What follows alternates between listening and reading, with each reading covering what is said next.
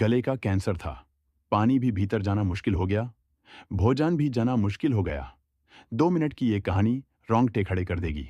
Last तक ये video जरूर देखे। वीडियो अच्छी लगे तो लाइक और शेयर कर देना। कहानी ऐसे शुरू होती है। विवेकानंद ने एक दिन अपने गुरुदेव रामकृष्ण परमहंस से कहा कि आप मां काली से अपने लिए प्रार्थना क्यों नहीं करते? क्षण भर की बात है, आप कह दें और गला ठीक हो जाएगा।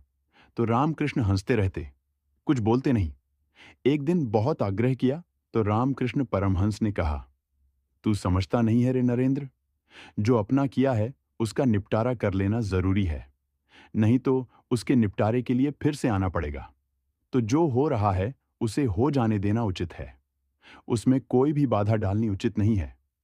तो विवेकानंद बोले, इतना ना सही, इतना ही कह दें कम से कम कि गला इस योग्य तो रहे कि जीते जी पानी जा सके, भोजन किया जा सके।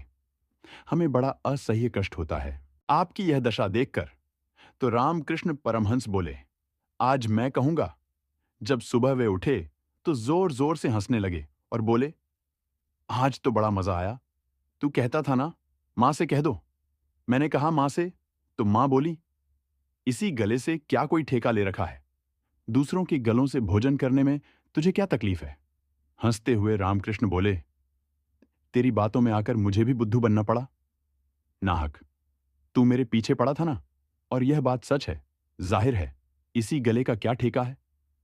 तो आज से जब तू भोजन करे, समझना कि मैं तेरे गले से भोजन कर रहा हूं। फिर रामकृष्ण बहुत हंसते रहे उस दिन, दिन भर। डॉक्टर आए और उन्होंने कहा, आप हंस रहे हैं और शरीर की अवस्था ऐसी है कि इससे ज्यादा पीड़ा की स्थिति नहीं हो सकती। रामकृष्ण ने कहा, हंस रहा हूं इससे कि मेरी बुद्धि को क्या हो गया कि मुझे खुद ख्याल ना आया कि सभी गले अपने ही हैं। सभी गलों से अब मैं भोजन करूंगा। अब इस एक गले की क्या जिद करनी है? कितनी ही विकट परिस्थिति क्यों न हो, संत कभी अपने लिए नहीं मांगते, साधु कभी अपने लिए नहीं मांगते।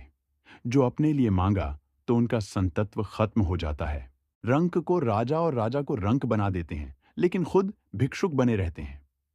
जब आत्मा का विश्वात्मा के साथ तादात्म्य हो जाता है तो फिर अपना पराया कुछ नहीं रहता। इसीलिए संत को अपने लिए मांगने की जरूरत नहीं, क्योंकि उन्हें कभी किसी वस्तु का अभाव ही नहीं होता।